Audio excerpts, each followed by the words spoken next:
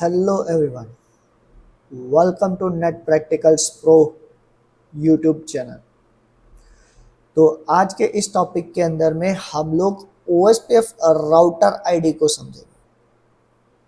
तो OSPF router ID exactly है क्या? तो चलिए आइए हम लोग इसको समझते हैं। तो मान लीजिए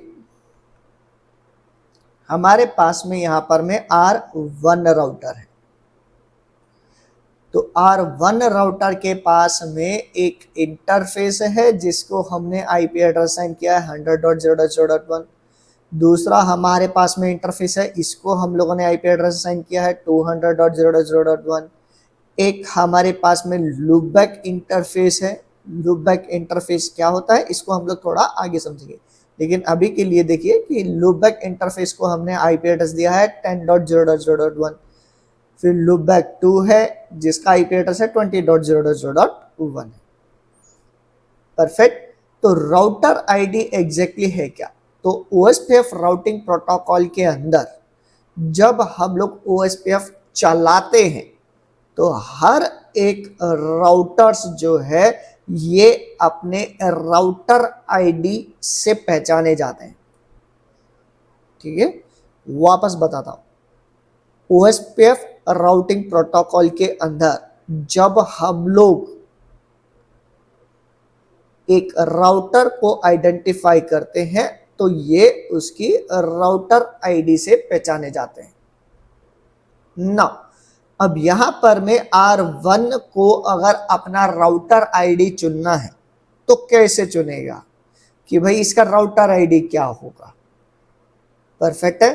तो इसका पहला सिनेरियो समझते हैं। पहला टर्म क्या है? तो पहला जो है ये है कि जब आपके पास में फिजिकल इंटरफेस को IP एड्रेसेस है, जब आपके पास में लूपबैक इंटरफेसेस को IP एड्रेस है, तो हमेशा राउटर का राउटर आईडी जो है ये हाईएस्ट लूपबैक इंटरफेस का IP एड्रेस होगा। हाईएस्ट लूपबैक इंटरफेस का IP एड्रेस होगा। इस केस के अंदर में यहां पर में मेरे पास 10.0.0.1 है, बराबर। क्या ये मेरा हाईएस्ट है? आंसर इज नहीं।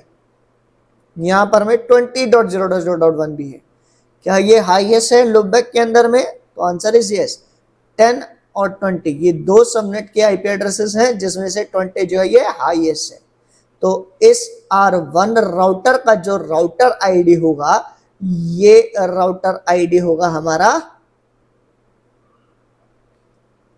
20.0.0.1। प्रीफिक्स मार्क्स नहीं आता है, ओके। सिर्फ 20.0.0.1 जो है ये मेरा राउटर आईडी है। क्लियर? अब इसी के बाद में नेक्स्ट सिनेरियो। तो ये लूपबैक एग्जैक्टली क्या है? तो लूपबैक जो है ये एक वर्चुअल इंटरफेस है। कोई वर्चुअल इंटरफेस बोलता है, कोई सॉफ्टवेयर बेस्ड इंटरफेस बोलता है। तो आप सॉफ्टवेयर बेस्ड इंटरफेस भी बोल सकते हैं। मतलब कि क्या कि ये जो लूपबैक इंटरफेस है ये राउटर के किसी भी फिजिकल पोर्ट में एग्जिस्ट नहीं करता है। ठीक है, यहां पर में राउटर के अंदर में कोई फिजिकली पोर्ट नहीं होता है। जैसे कि आपके लैपटॉप के अंदर में इथरनेट कार्ड है तो वो इथरनेट कार्ड नहीं होता है। वाईफाई कार्ड है, वाईफाई कार्ड नहीं होता है। ये वर्चुअल है। मतलब कि हम लोग सॉफ्टवेयर के अंदर में एक लूपबैक इंटरफेस बना रहे हैं। तो सेम चीज हम लोग राउटर के अंदर में भी एक लूपबैक इंटरफेस बना रहे हैं जो फिजिकली राउटर के अंदर में एग्जिस्ट नहीं करता है। परफेक्ट है। तो ये लूपबैक इंटरफेस यूज करने का पर्पस क्या है?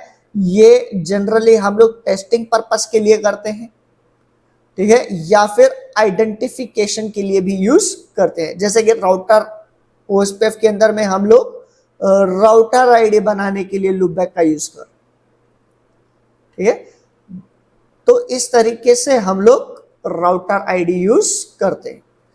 अब जब आप लोग फर्स्ट टाइम लूपबैक इंटरफेस बनाते हैं जैसे कि मैं गया राउटर के अंदर में और मैंने लिखा इंटरफेस लूपबैक 1 और जैसे मैंने एंटर मारा तो एंटर मारते ही तो ये बाय डिफॉल्ट जो है, बाय डिफॉल्ट इंटरफेस का स्टेटस अप होता है।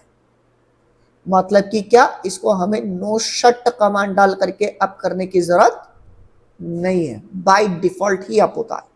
जैसे कि हमारे कई राउटर्स के अंदर में क्या होता है, फिजिकल इंटरफेस जो है ये बाय डिफॉल्ट एडमिनिस्ट्रेटिवली डाउन रहता है। मेरे पास में जितने भी फिजिकल इंटरफेस होंगे सब के सब एडमिनिस्ट्रेटिवली डाउन होंगे, मुझे नो शट मार करके इसे अप करना पड़ता है। लेकिन लूपबैक के अंदर में ऐसा नहीं है, जैसे ही आप इंटरफेस क्रिएट करेंगे तुरंत ये आपका इंटरफेस अप हो जाएगा।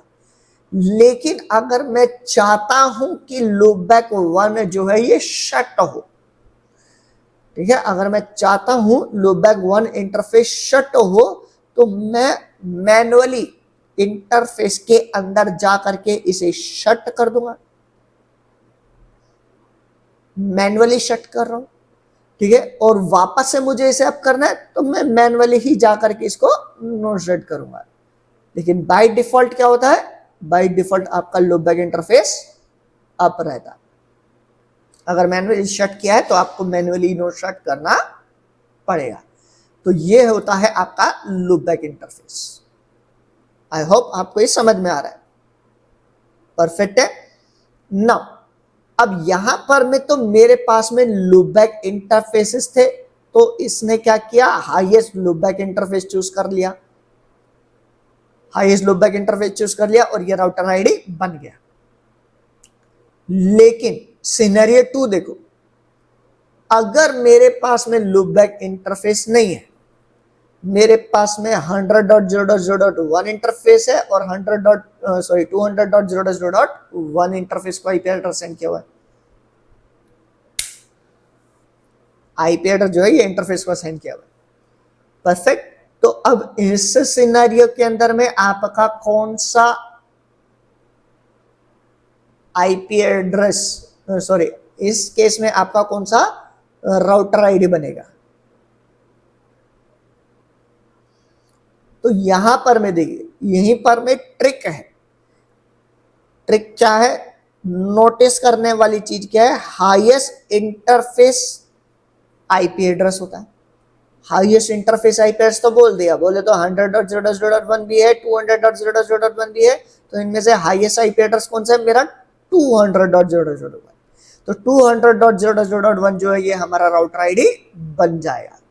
लेकिन एक टर्म यूज किया गया है, active physical interface IP address.